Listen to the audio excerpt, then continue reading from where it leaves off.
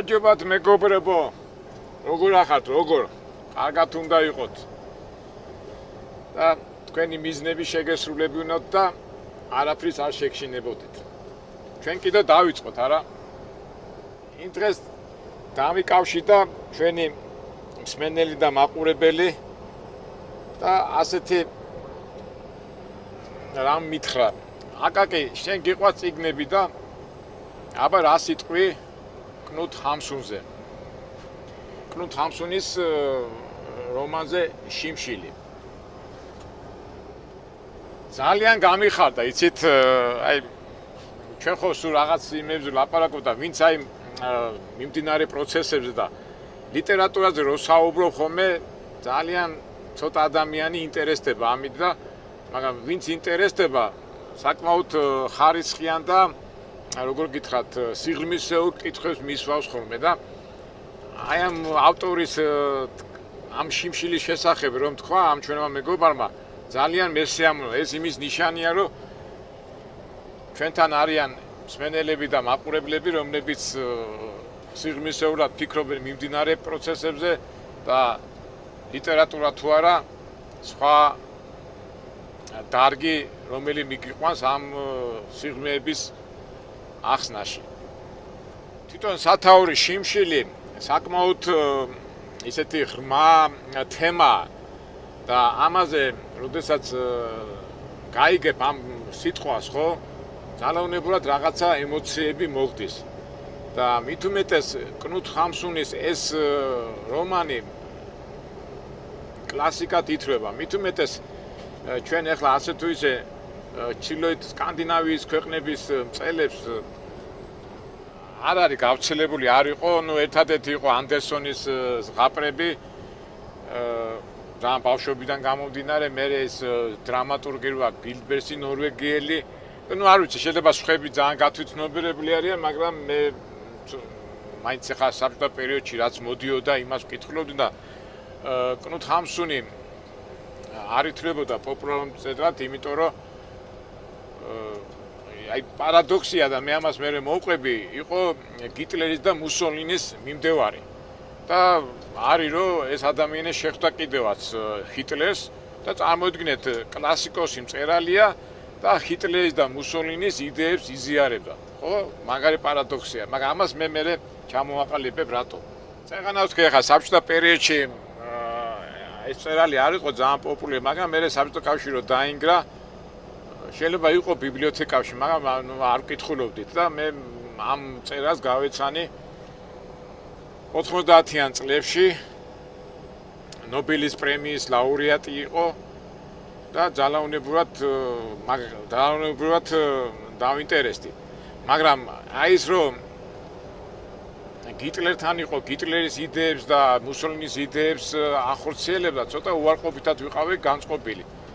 ეს როგორ იცით, აი ჩვენი აი გრიგორ ოპაკიძეზე ხო ამბობენ რომ გრიგორ ოპაკიძემ ხო დაწერა გიტლერზე და იმის შემდეგ საბჭოთა პროპაგანდა იმას ძალიან უარყოფითად იყო განწყობილი ამ გრიგორ ოპაკიძის მიმართ და ასია კნუთ ჰამსუნი, მაგრამ კნუთ ჰამსუნი იყო ნობელის პრემიის ლაურეატი და რო წავიკითხე აი მართლა მაგარი წიგნია და მე ასე მიმაჩნია რომ აი დღევანდელი დღიდან გამომდინარე აი ჩვენ ხო ვიძახით ქართველებს გვიჭის ისა ესა პრობლემები გვაქვს ისა და ალბათ ამ წიგს ამ რომანს ვინც წაიკითხავს უკვე ეს მიმდინარე პრობლემები რაც თბილისში და საქართველოში მიდის და რაც დაკავშირებულია გაჭირვებასთან უფრო გაგვიადვილებს რომ ეს გადავლახოთ უფრო ადვილად. აი ჩემი თაობის ადამიანები, აი ვინ ჩემხელები არიან, დამერწმუნებიან და დამეთანხმებიან, რომ ჩვენი ბებია ბაბუებმა 70-იან წლებში და აი ჩვენი ბავშვობის პერიოდში აი იმდენად ყელში ამოგვიყვანეს, რომ აი თქვენ ომი არ იცით, თქვენ შიმშილობა არ იცით, თქვენ არ იცით გაჭირვება რა არის. და ჩვენი თაობის ხალხი, აი ახლა მე პირადად 90-იან წლებში რო წავიდა ის სამოქალაქო ომი, აფხაზეთის ომი და სულ ფაქტობრივად ყველაფერი ვნახე და ახლა ბევრი დამეთანხმება უკვე გადავაჭარბეთ ამ იმ ბებია ბაბუების ნათქვამებს, მაგრამ ერთ რაღაცაში მართლა ვერ გადავაჭარბეთ შიმშილი, იმიტომ რომ ბებია ბაბუები იძახდნენ რომ შივრები ვიყავითო, ყველი, პური და მაგიც არ ქონდავა, ხალხზე ვიყავითო გადასულებიო.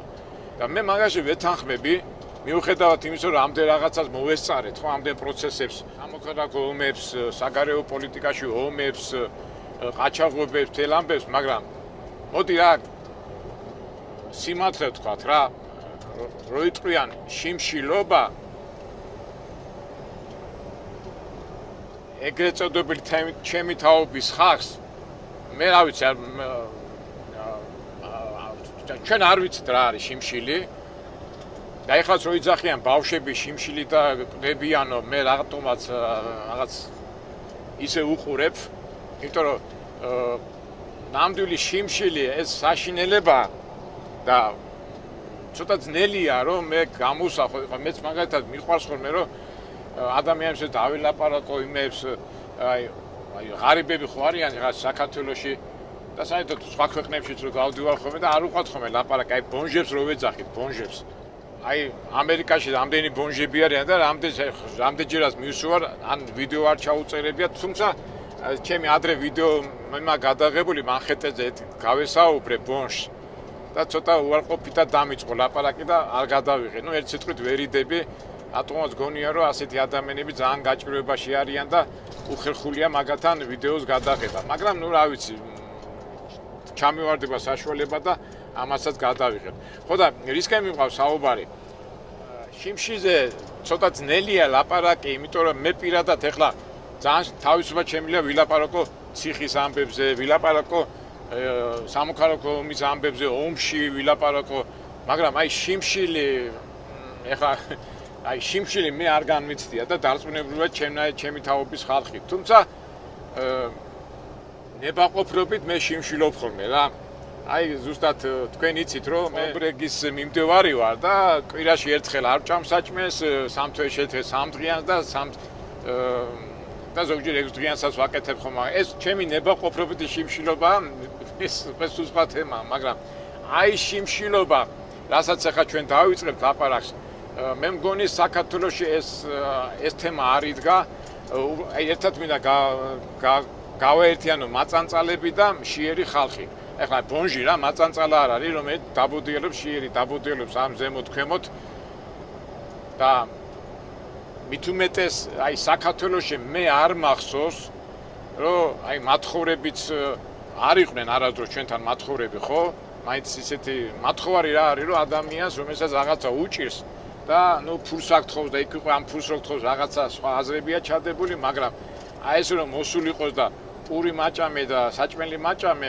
მე არ მახსოვს ისიც საბჭოთა პერიოდში ეკლესიებთან თუ იდგნენ მათხოვრები უფრო არაქართველები იყვნენ და ასე ქუჩაში ასე ვთქვათ არ მინდა ეხლა ასე უხეშად თქვა არ ეყარნენ და ნუ ერთ სიტყვით ჩვენ რაც არ უნდა ვილაპარაკოთ ჩვენ ცუდ შეგრძნებებზე და ჩვენ ცუდ ხასიათზე ქართველებს მათხოვრები არ ყოლია აი შეიძლება გიჟი იყო რაღაცა მაგრამ მშიერი გინახიათ თუნდაც სოფელში თუნდაც ქალაქში მე მინახია ხა ჩემთან მეზობლები იყვნენ ხოლმე მარტო ხელა მოხუცები ან რაღაცა შვიდმარ გაუმართ ავათარი მაგრამ მშიერის არას არ ყოფილა ან მეზობელი შეიტანდა ან ათესავე მოვიდო და ან ვიღაცა და აი ესეთი მშიერი ადამიანი რომ გაგდებული იყოს ქუჩაში მე არ მინახია ეხლა არ ვიცი ეხლაც ვეხლა და თბილისში ვდავდივარ უბრალოდ ეხლა ფულს აკთხოვენ ისიც წეღანას რო რაღაც გარკვეული მიზეზების გამო და ის ბავშვები რო დადიან ისიც მაფიაა რა ნუ ამ თემაზე მე ჩვენ ალბათ შემდეგ ვილაპარაკებთ და რა მინდა თქვა რომ აი საქართველოს და საქართველოში ეს ფენომენი ცოტა შორია ამას მე თამამად შემიძლია ვთქვა და ძალიან დიდი სიამაყითაც რომ მართველებში და საქართველოში ბომჟი და ბონჟური მოძრაობა და ეს შიმშილობა არ არის და ამიტომ ესეც გვაქვს საამაყო მიუხედავად იმისა ეკონომიური და რაღაცა პრობლემებისა მაგრამ ჩვენი მენტალიტეტი და ჩვენი ხასიათი ასეთი კატეგორიის ხალხს ქუჩაში არ გაუშვებს თუმცა 1-2 გიჟი მე მახსოვს ერთი თბილისში თუ გახსოვთ მაგრამ ის გიჟი იყო, კაცო, არ იყო ეს ასეთი წვერებიანი ხალი იყო. აი გმირთა მოედანში რო დაადიხარ, ასე რო ჩადიხარ ტუნელში, იქ ცხოვრობდა ხოლმე და დადიოდა, მაგრამ ის ამანტყოფი იყო, გიჟი იყო, თორე აი ესეთი მათხოვარი და პულს რომ მიუტანდი, საჭმელს რომ მიუტანდი ხოლმე, უხარობდა, მაგრამ იქ მიწისქვეშა გასასვლელი არ არის გმირთა მოედანში და იქ ცხოვრობდა ხოლმე, აი ეს მახსოვს. და ძალიან მე ჩემ გონებაში არ მახსენდება. თუმცა ღარიბი მეზობლები, ღარიბი მოქალაქეები კი ძალიან ბევრი სოფელში იმაში, მაგრამ აი ესეთი შიმშილისგან მომკვდარი კაცი მე საქართველოში არ მინახავს.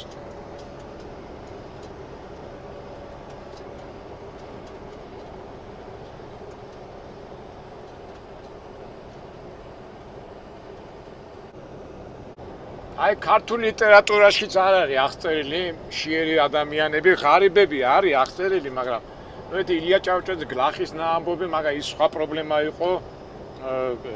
რომანი რო იწყება, ის ხო იცით როგორ მოხდა, მაგრამ მშიერი მაგასაც ყვებავდნენ. ერთადერთი მახსენდება ქართულ ლიტერატურაში კი რაღაცი ღარიბი სიტუაციები, მაგრამ ის მახსენდება ეგნატე ნინოშვილი კომუნისტებმა რო გააგიჟეს და თავი რომ მოიგო კომუნისტები სულ გასწავლდნენ აი ესეთი სიღარიბე იყო რომ ხალხი თავს იკლავდა იქით-აქით და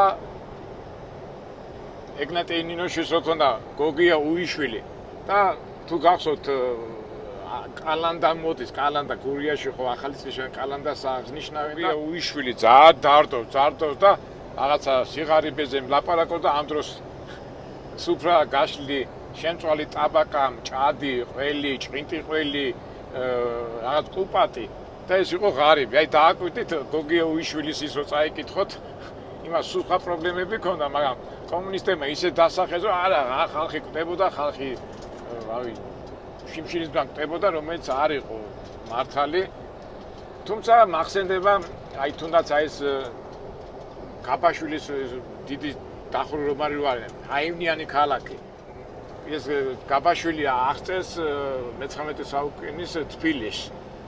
იქაც არ არის ისეთი რომ შიმშილისგან უბრალოდ რაღაცა სოფლიდან ჩამოსული გლეხები, რაღაც პრობლემაში გამოქცეული გლეხები, რომ თავას გამოქცეული გლეხები რომ გამოიქცეოდნენ, მე თბილისში რაღაც სამშენებლო და ჭუჭყიან სამუშაოებს აკეთებდნენ. შიმშილი იქაც არ არის აღწერილი. თუმცა რაღაცეები, ერთ სიტყვით შეიძლება მე ვცდები, მაგრამ ასეთი შიმშილის თემა ქართულ ლიტერატურაში არ არის, იმიტომ რომ შიმშილისგან მკვდარი ეხა ზოგი მეტყვის ფიროსმანი და სად იყო ფიროსმანი შიმშილით კვდებოდა, იმას სხვა მენტალიტეტი ჰქონდა, თორე და რა ვიცი, ერთ სიტყვით ქართულ ლიტერატურაში ამ შიმშილზე მე არ მახსენდება, რავი, შეიძლება თქვენ შემახსენოთ რომელიმე ნაწარმოები. მაგრამ შეიძლება წარე სიმართლეა, კი, კვები და იმის შიმშილი არა გვაქვს, მაგრამ განათლებაში და მენტალიტეტში და იმაში რომ შიმშილი ადამიანებმა განათლების შიმშილი დღევანდელ დღესაც აკლია ადამიანებს, მაგრამ აი კვების შიმშილობა მგონი არ არის და ამ განათლების შიმშილობაზე ალბათ მე ვიდეოს ბოლოშიც ვიტყვი და რა შიმშილობა გვაწუხებს ახლა ჩვენ ქართველებს და პირდაპირ ვიტყვი განათლების შიმშილობა რო გვაწუხებს ეს ფაქტია. მაგრამ მოდი გადავიდეთ ახლა ჩვენ კნუთ სამსუნზე. სანამ ის ნაწარმოებს განვიხილავდეთ, საკმაოდ გარდა იმისა, იქ ბევრი ფილოსოფიური და ისტორიული მომენტებია, მინდა გავიხსენო მისი ცხოვრების, ასე ვთქვათ, ბიოგრაფია. კნუთ სამსუნი დაიბადა სხვათა შორის არის მე-19 საუკუნის ტოლსტოის, დოსტოევსკის და ჩეხოვის თანამემამული 1856 წელს დაიბადა თუ 40 რაღაც რა, ფაქტურად დავარქვა, აი წამოდი ამხელა გიგანტების პერიოდშია და ტოლსტოიმაც გააკრიტიკა, დოსტოევსკიმაც რაღაცა მის რომანებს შეეხო. წამოდგეთ. ესე იგი და ითვლება, ასე ვთქვათ, მოდი ცოტა წინ წავალ. კნუთ სამსუნი ითვლება, ეგრეთ ვთქვათ, ეგზისტენციალიზმის მიმართულება ხო არის ლიტერატურაში, აი ეს კამიუ, სატრი, აი მაგათ ფუძემდებლად ითვლება რა. იმიტომ რომ რაღაც გამოსავალს რო ეძებს, აი ფაქტურად მე-19 საუკუნის ბოლოში დაწერა ეს შიმშილობა და აი მე ეს მე-20 საუკუნის ეს ცნობილი ეგზისტენციალისტები მის ლიტერატურაზე ერთ მიმართულების ლიტერატურა და ერთი მიმართულების ლიტერატურიდან გამოდის და ფაქტურად ამ კნუთ სამსუნის ლიტერატურის მიმართულებიდან გამოდიან რა. თვითონ კნუთ ჰამსუნი აღიარებდა დოსტოევსკის აი დოსტოევსკიც ხო აი ესეთი გაჭირვებული ხალხის იმას აღწერდა ხო აი სულიერ იმას და ფაქტობრივად ზოგჯერ ადარებენ ხოლმე ლიტერატურცოდნები რომ აი მისი ემოციები და გზნობები ზუსტად დოსტოევსკიდან არისო გადმოღებულიო რა. ხო იცი აი დოსტოევსკი როგორი აი ფაქტობრივად უმეტესი ცნობილი აი თომას მანი რა ვიცი დეკნონდონი ყველა დოსტოევსკის იმაში არიან აღიარებულიები არიან და მაინც ძალიან დიდი დონია რა დოსტოევსკი მაგარია და ფაქტობრივად კნუთ ჰამსუნიც აი მის სტილს და მის სტილს აწვებოდა. ისევ გამახსენდა აი ცოტა შეიძლება უადგილო ადგილას ვამბობ, მაგრამ რომ ვამბობ ხოლმე განათლების შიმშილი გვაკლია მეთქი და დოსტოევსკიზე მახსენდება. იმ დღეს ერთ-ერთ კომენტარში მე ხო დოსტოევსკიზე რაღაცები დავწერე, ჩვენც ხო გვაქვს ეს გარჩევა და აღიარებულია მსოფლიო ლიტერატურა და ერთი რა ვიცი ეს აკაცუკი თუ ეს რა ვიცი სასწავლი რაღაცა ენა აკო შეიძლება რუსული წელების იმას რომ ნუ მაკრიტიკებდა რა ჩემ პოზიციაზე და დოსტოევსკი განიხილა მაგას როგორ წავიკითხავ დოსტოევსკი და რუსიაო და რუსის ლიტერატურას წავიკითხავ და მე ვთქვი ეს ვერ არის თავის მატორზე და რა ქვია ეს არ არის განათლების შიმშილი არიან ადამიანები რომელსაც აკლიათ ეს განათლების შიმშილი და აი ესეთ რაღაცას რო გეტყვიან ნუ აღარ იცი რა ხდება. ნუ გადავიდეთ ისე ჩვენ კნუთ ჰამსუნზე. ესე იგი კნუთ ჰამსუნი იყო მეხუთე ბავშვი მათ ოჯახში ნორვეგიაში დაიბადა ძალიან ღარიბ ოჯახში და უჭირდათ საკმაოდ და მშობლები რო ვერ უვლიდნენ ამ პატარა ბავშვს ამ კნუთ ჰამსუნს დედის ძმას გადასცეს აშულებინეს ასე რომ ვთქვათ და ეს დედის ძმა ძალიან ისეთი უჟმური კაცი იყო რომელიც ძალიან ამუშავებდა ამ პატარა კნუთს და ძალიან უარყოფითი თუ რაღაცა უარყოფით ამბობდა და დეპრესიული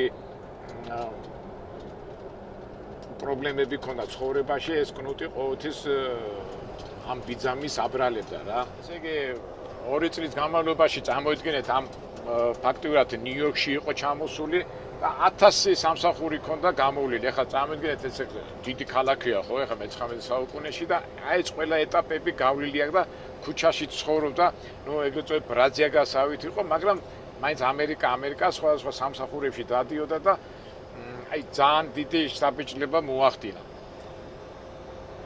მე ისეთ ცუდად გახდა რაღაც ნორვეგიელებთან მქონდა კავშირი და ტუბერკულოზი აიკიდა, ხო იცი ხა ნიუ-იორკის ხავი როგორ იყო და ექიმა გააგზავნა რომ წადი სამშობლოში, ნუ თვითონ გადაწყვიტა რომ სამშობლოში გარდაცვლილიყო, მაგრამ ოის აუცრება არ იციან, ესე იგი გემით ხო 2 თვე უნდოდა ხო ნორვეგიამდე მისვლა, იქ ჩავიდა და ეთყობა ზღვის ჰაერმა და რა ქვია ზღვის კლიმატმა უმკურნარა და ნორვეგიაში რო ჩავიდა, ესე იგი სასიკვდილოდ გამეტებული ბავშვი, ნუ ბავშვი ხა 17 წლის იყო, უშუალოდ გამოჯამთელდა. აი ამ მაგალითმა ღმერთისკენ მივიდა კნუტის აზროვნება და ძალიან მორწმუნე გახდა, მაგრამ ეს მორწმუნეობა მე პირიქით გადავა უარესობაში და ისევ უკვე ჯამთელი კნუთ ჰამსუნი უკვე 18 წლის ასაკში ისევ წავიდა ამერიკაში სამუშაოდ. გამოვიდა ისევ ნიუ-იორკში და აი მაინც ბედის წერა, მაინც ცხოვრება როგორ არის, მოხდა ერთ-ერთ ადვოკატის ოჯახში, რაღაცა იმ ადვოკატის ოჯახში გახდა ისა საქმეთა მმართველი რა, წერდა. 2 წელი იმუშავა, მაგრამ ამ ადვოკატს ჰქონდა ძალიან მაგარი ბიბლიოთეკა და 2 თუ 3 წლის განმავლობაში იქაც მუშაობდა და ჩაუჯდა ამ ბიბლიოთეკას და ერთელი აი რამხელა მნიშვნელობა კითხვას და განათლებას, ხო? თუმცა კნუთ ჰამსუნს განათლება არ ქონია უმაღლესის, არც ერთ უმაღლესი არ აქვს დამთავრებული, მაგრამ აი 3 წელი ამერიკაში რო იყო და იმ ბიბლიოთეკაში, ესე იგი გადაჭამა, ასე რომ იყვნენ, გადაიკითხა მთელი ეს წიგნები, თან მუშაობდა და აი მაშინ დაებადა აზრი, რომ აუცილებლად უნდა გამختارიყო წერალი. და ეს სურვილი მაგიდან მოდის, ესე იგი წიგნების კითხვამ მაგის საშუალება მისცა, რომ საფუძველი მიიღო და ამბიციად გაუჩნდა რომ გამხდარიყო მწერალი. დაიწყო ამ დროს რაღაცა პატარ-პატარა პიესების წერა, ამერიკაში არ უბეჭდავდნენ. ეს ნორვეგიელი იყო, მაგრამ ცუდი ინგლისური ქონდა, მაგრამ და ადგა და დაიღალა ამ იმებით და წამოვიდა უკვე ნორვეგიაში თავის სამშობლოში, სადაც 21-22 წლის ასაკში, იმ იმედით, რომ კაი რაღაცას დაწერდა და გახდებოდა ცნობილი ადამიანი. მოეწყო რომელიღაცა გაზეთში, მაგრამ უშტატო იმათ იყო და ამ პატარა სტატიებს და ფელეტონებს წერდა და შემოსავალი არ ქონდა. ვერა რა, ვერაკაცა და ისე გაუჭიდა. ფაქტურად აი ხა რაღაცა გახდა ბონჟი და კოპენჰაგენის უკვე ნორვეგიიდან კოპენჰაგენში გამოვიდა დანიაში და იქ იმედი ქონდა და იქ ცხოვრობდა. ქუჩაშიც უცხოვრია, ხიდის ქვეშაც უცხოვრია და თავის ბიოგრაფიაში წერს და რომანებშიც თქვენ აი მაგას გარდა ამ შიმშილის 5 რომანი აქვს დაწერილი და მაგ აქვს ყველაფერი აღწერილი. სადღაც 28 წლის ასაკში დაწერა ეს რომანი, მოახერხა ეს შიმშილი რომანი და როგორც კი გამოვიდა ერთ კვირაში ლუთჰამსუნი გახდა ცნობილი მწერალი. უცბად აღიარეს და ფაქტიურად ამაზე მაგარი ნაწარმოები მას არ აქვს. 28 წლის ასაკში უკვე ძალიან ცნობილი გახდა და უკვე წამოვიდა თანხები, მთელი ამბები და ნობელის პრემიის ლაურეატიც გახდა. თავისთავად ნობელის პრემია ხო იცი $1,000,000 ეძრებათ, უკვე მდიდარი იყო და უკვე გახდა ნორვეგიის საზოგადო მოღვაწე. კი გახდა საზოგადო მოღვაწე, უკვე ცნობილია, ეს მისი წიგნი აღიარებულია, მაგრამ ой საოცრება გახსოვთ ხო მეორე მსოფლიო ომის დროს მომამდე ჰიტლერს ვიძახე ხომ ჰიტლერი რომ მოვიდა უკვე მთავრობაში თქვენ თუ იცით მეორე მსოფლიო ომის დროს ნორვეგიამ თავიდან ვითომ ნეიტრალური პოზიცია დაეკავა, მაგრამ მერე საერთო ჯამში მაინც ჰიტლერის გერმანიის მხარე დაეკავა. ხო მეორე მსოფლიო ომის დროს რუმინეთი იყო, იტალია თავისთავად მუსოლინი, ჰიტლერის მხარეს იყო რუმინეთი და სკანდინავიაში იყო ესე ნორვეგია. აი იქიდან მახსოვს, რომ აი უარყოფითად იყო საბჭოთა კავშირის რა ქვია პროპაგანდა ნორვეგიის მიმართ და ეს იყო მისი იდეოლოგი. ეხლა ბევრს ამბობენ, რომ რომ გერმანიის მხარეს უარყოფილიყო ნორვეგია მაშინ განადგურდებოდა, არ ქონდა ნორვეგიას და ეს იყო თამაში, მაგრამ ფაქტია, რომ ღიად უჭედნენ ფაშისტებს, ჰიტლერის ფაშისტურ მთავრობას მხარდაჭერას.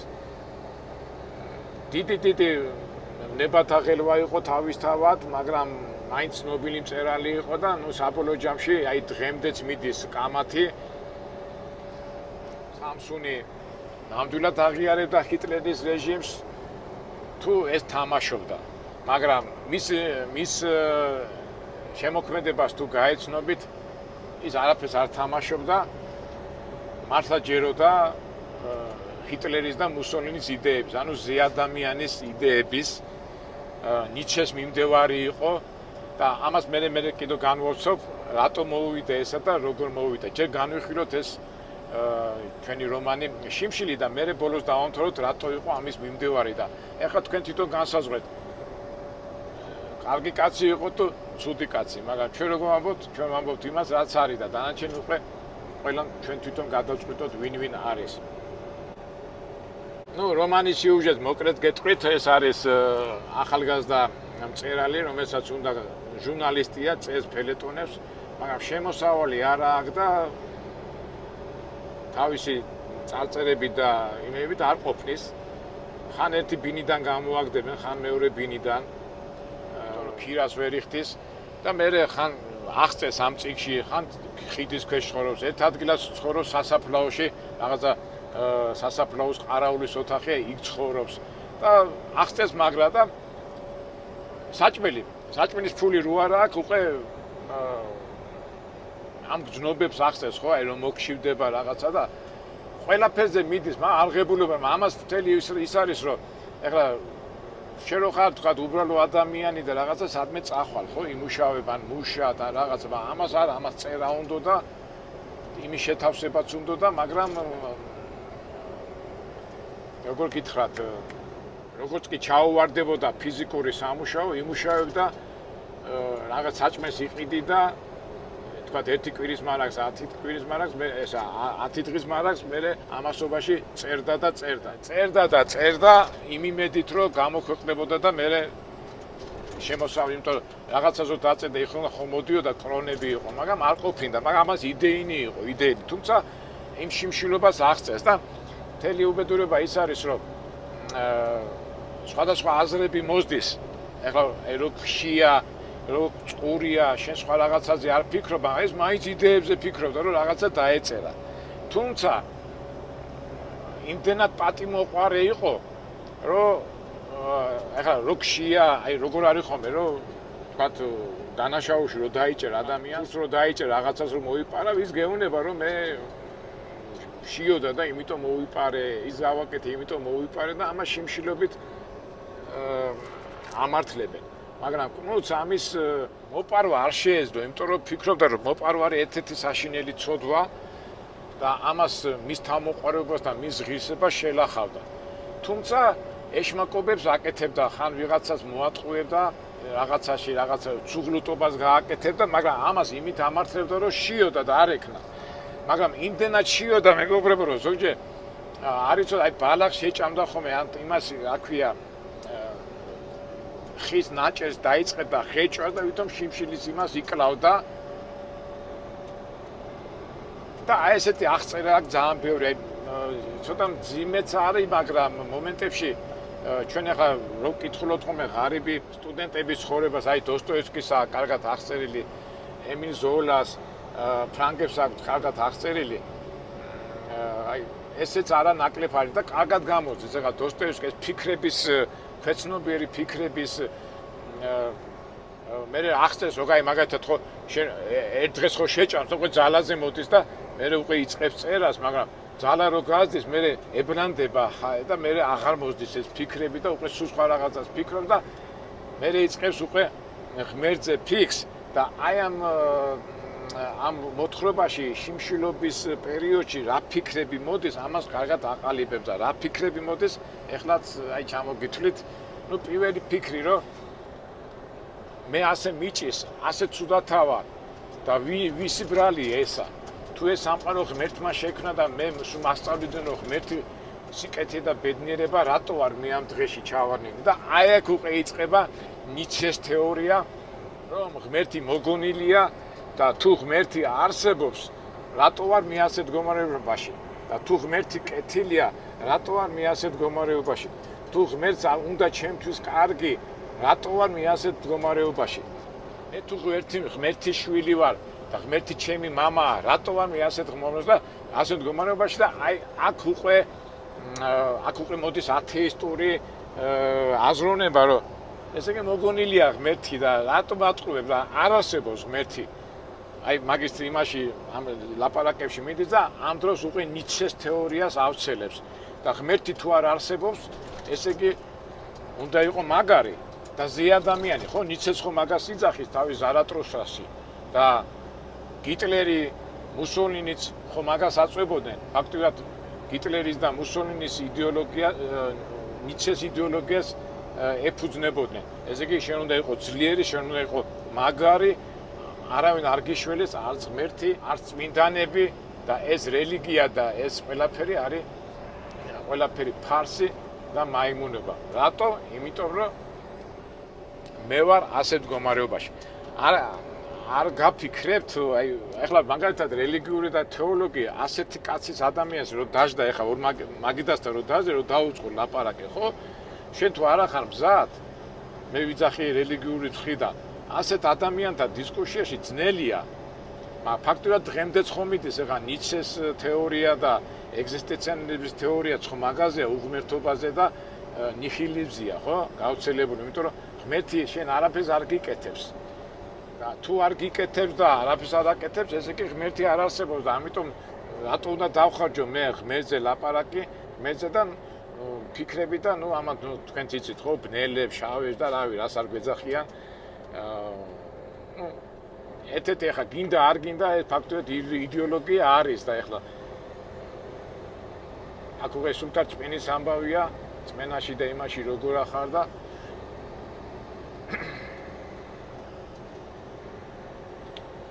მე აგერ ვესტეიშენი ღია ყოფილა, მოდი ახლა ჩვენ არ გავიაროთ, მაგრამ ამასაც გავიდეთ ახლა და მე გავაგრძელოთ ჩვენი საუბარი.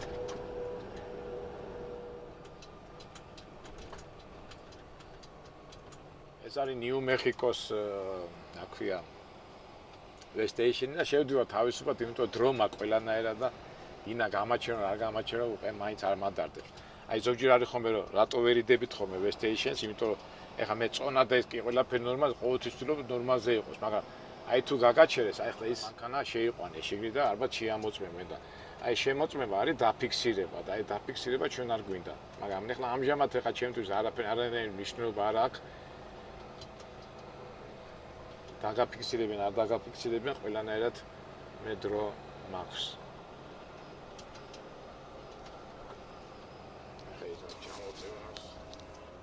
გადიო თავისუფალი ხარები გოგონეონება წადიო.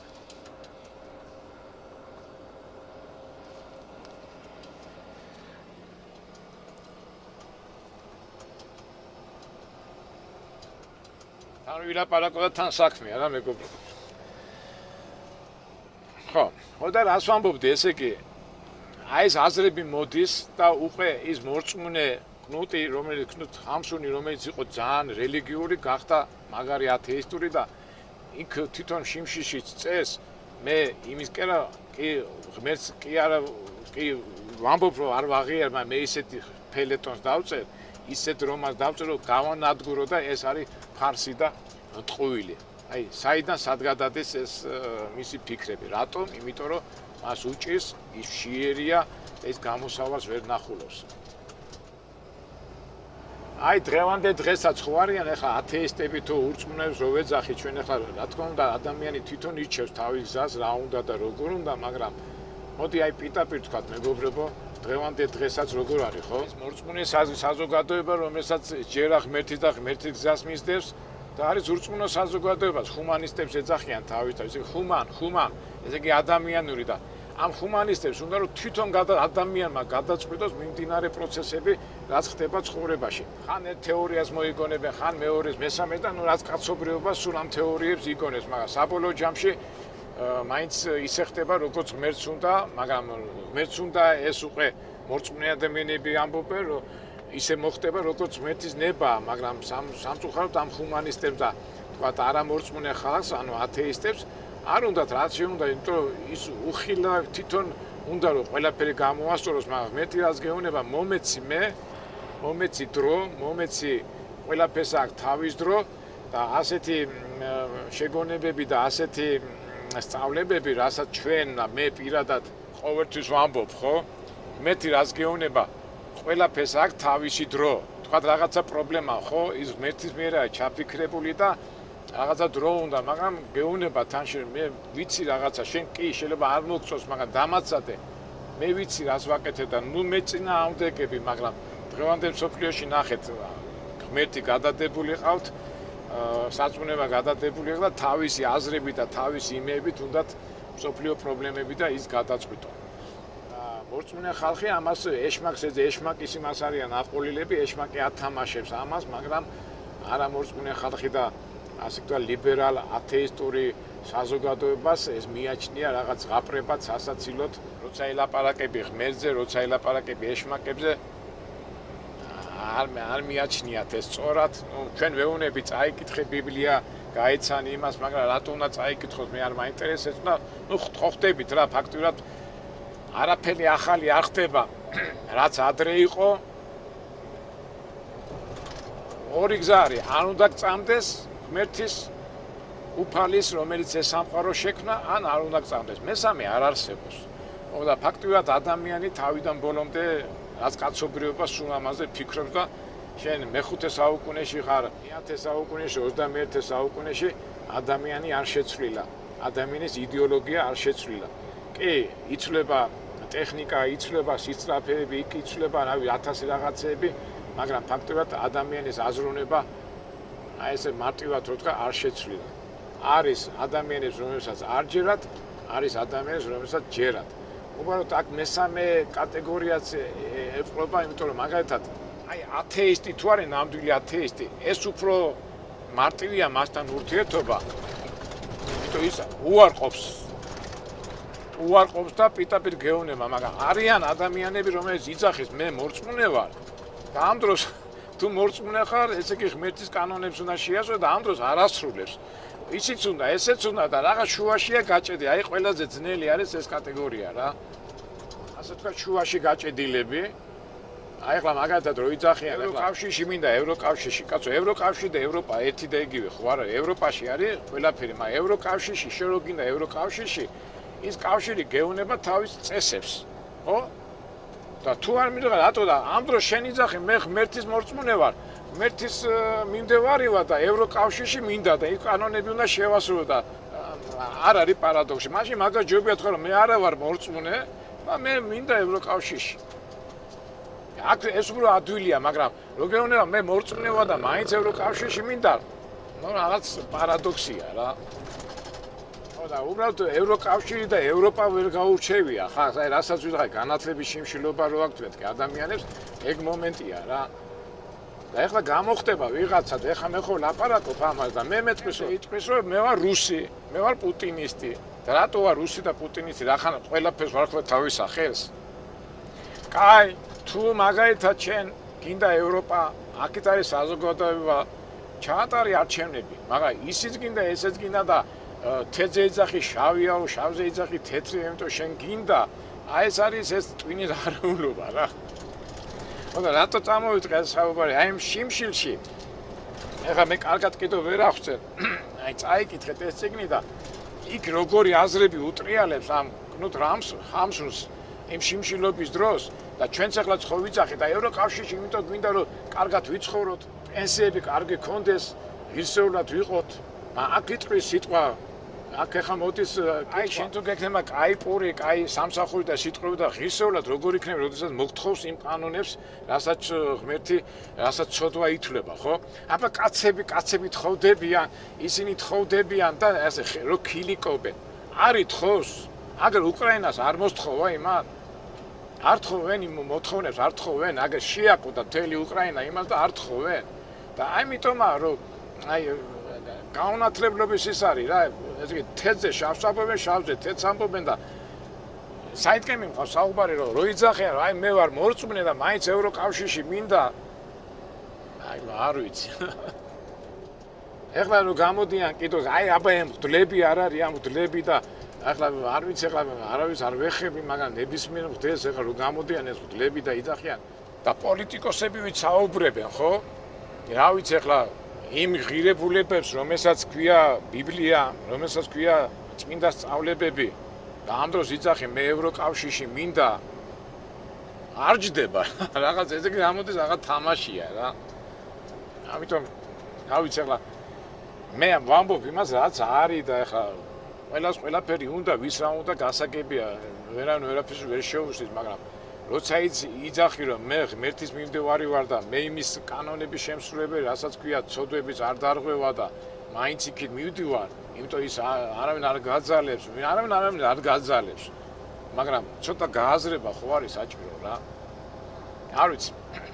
ხო და რატო ვიძახი ახლა რა? აი ეს ნაწარმოები კნუთ ჰამსუნის შიმშილში, აი ეს ყველაფერი აღწერილია და ყველაფერი ჩამოყალიბებულია და მე შეიძლება ეხლა ისე კარგად ვერ ახსნა, რაც ეხლა ვილაპარაკე, მაგრამ ჩვენ რაც უნდა თქვათ, კნუთ ჰამსუნი ათეისტი იყო თუ არა ათეისტი, მე ამას უყურებ, როგორც ყველაფერს არქვევს თავის სახელს. ღმერთს რატო ივიწყებს და გინებაზეს გადადეს, იმიტომ ის ასე დღეშია ჩავარდნილი და უჭირს და შია და მე ნუ მომწყუნებო, შენ ახლა მომშიაო, მე სხვა რაღაცაზე არ ვფიქრობო, მაგრამ წეღანაც რო ვთქვი, ეხლა კნუთ ჰამსუნის და ამ სტილის ადამიანი რო დაუждდება კარგად მომზადებულ სასულიერო პირთან, ვინც იცის ნამდვილი სწავლება, მან ვერ შეეჯახება, მაგრამ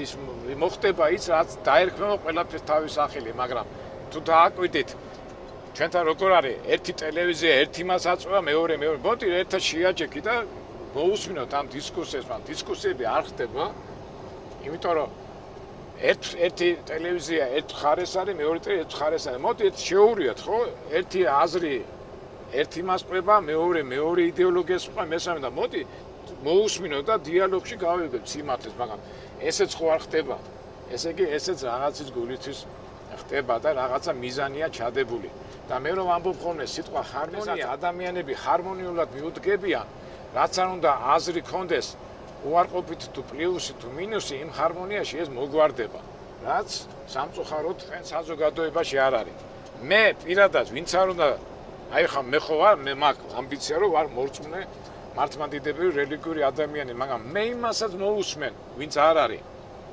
და ჩემს აპირისპიროს გადაგებს მაგრამ მე ნებისმიერ დროს შემიძლია დავждე დავილაპარაკოთ და ვისაუბროთ არავით არის კამათი არავით არის დამტკიცება ვისაუბროთ მაგრამ სამწუხაროდ შეხედეთ ჩვენ საზოგადოებაში არ არის ერთი მიმართულებით მიდის მეორე მიმართულებით მაგრამ ხო შეიძლება ეს მოხდეს ასე დალაპარაკება და ჩვეულებრივად სიწყნარის შენარჩუნება მაინც და მით უმეტეს ჩვენ ახლა საქართველოში როგორც კავკასიური ცეზრა ერთი სამშობლო გვაქვს ერთი ქვეყანა გვაქვს და რა ვიცი რაღაცა რა გახდა ამისთან რომ ეს სხვადასხვა მიმართულებების ადამიანები ერთმანეთთან დაждნენ და ყოველგვარი წივილი კივილის და გიჟობების და რა ვიცი სასწაული გამოხტომების გარეშე ეს საუბრები მაგრამ არ მიდის ეს საუბრები და საუბრების რომ მინდა კაი თუ შეიძლება ართმობ იმას მაინც მიხვდები ეს მხარეს და ეს მხარეს რომ ის საერთო სამშობლო და საერთო სახლი რასაც ქვია საქართველოს არ დაინგრეს და სამწუხაროდ მიზეზები ბევრია და ისე და ისე უბრუნდები ამ ნაწარმოებში ამ კნუც ჰამსუნის ნაწარმოებში ეს ყველაფერი კარგად არის აღწერილი და კაი ხა სანამ მე დავამთავრებ ამ ჩვენ საუბარს მე მინდა ასეთი ჩვენ ხშირად ვამბობთ ხოლმე იმდენად მოკლია რომ ჩვენ არა გვაქვს იმდენი დრო ცუდ რაღაცებზე ვიფიქროთ და მე ხშირად ვამბობ ხოლმე რომ ერთადერთი რასაც გვიშველეს არის ჩვენი ჰარმონიული ურთიერთობა იმიტომ რომ ეს ცხოვრება მაინც გაგზდება ჩვენთან ერთად უჩვენოთაც ერთად და რატო ჩვენი იდეების და ჩვენი რაღაცა აზრების გამო ერთმანეთს უნდა შევეჯახოთ და დავაზიანოთ არ უნდა დავაზიანოთ ამ დროს გვეხმარება სიტყვა ჰარმონია და ყოველთვის აი სიტყვას მაგრამ მომწო თანაცხოვრება და ვიმეორებ ხოლმე რა აი მე ადრეც ამაკ ნათქვა უნდა ზოგიერთმა მე დამცინა მაგრამ რა მაგა დასაცინი მე იმას ვიტყვი რაც არის უნდა აწყო სახელმწიფო და მე ვაპასუხობ როგორც ციხის საკანში და მე გითხარით ხო როგორ მე ვარ ახლა ნაჟდომი ხო ვიყავი და აგერზის ქურდი აგერზის ცისფერი აგერზის კაცისკვლელი აგერზის უბრალო კაცი და ყველა მიცოდა თავისი ადგილი შენ თუ ქურდულ სამყაროს აწვევი იყავი და შენ თუ ცისფერობას აწვევი იყავი მაგრამ შენ იცი რომ მე ნუ მეუნები მე ნუ იმ წითელ ხაზს ნუ გადმოხვა და იყავი შენი არჩევანია და მე ნუ დამაზარალებ და გახსოვთ ხო მე ყვებოდი ხოლმე რომ მე ვიყავი ისეთი რომ გაქანებული განაბი გიჟი 100 წელს ზედმეც არ ეტყოდა იმ ცისფერს თუმცა მისი მიუღებელი იყო არ ცისფერი ეტყოდა ზედმეც იმიტომ იმ თავი ცხოვრება ქონდა და აქეთ მუზიკა და ყველა მიცოდა თავისი ადგილი და მე რო ვთქვი რომ სახელმწიფოს იდეალური მოწყობა არის ციხის საკანი მეთქი ვერმა ეს ვერ გაიგო და კრიმინალი და რავი ბნელი და შავი და ხო რუსი მეძახეს ნუ არ ვიცი ახლა რუსი ვარ თუ ისა ვარ მე ვარ უპირველეს ყოვლისა ღმერთის მოყვარული და ღმერთი გეუბნება სწორ გზას და ღმერთი იმასაც გეუბნება ჩემი შვილია ის ქურდი ჩემი შვილია ის კაცის კვლელი ჩემი შვილია სუსტი ჩემი შვილია და ყველანი ჩემი შვილები ხარ და აქედან გამომდინარე ღმერთი ყველას უდგება სიყვარულიდან გამომდინარე და სადაც სიყვარულია და სადაც ჰარმონია იქ ყველაფერი გვარდება ამიტომ ისევ ჩემპიონ სიტყვას ვიტყვი ვიცხოვროთ ჰარმონიაში და აქვთ ახლა ზოგს ის მოსწონს ზოგს მოსწონს მაგრამ ეგ არის აი ცოტა ტვინი უნდა გავანძრიოთ კარგით მეგობრებო რაგემშვიდობის გონი ძალიან ბევრი ვილაპარაკე და ბოლო სიტყვა გამგები გაიგეს, არ გამგები არ გაიგეს, მაგრამ რა ვქნათ. ეთქობა ესე ჩვენი ჯვარია. კარგად მომავალ საინტერესო ვიდეოებამდე.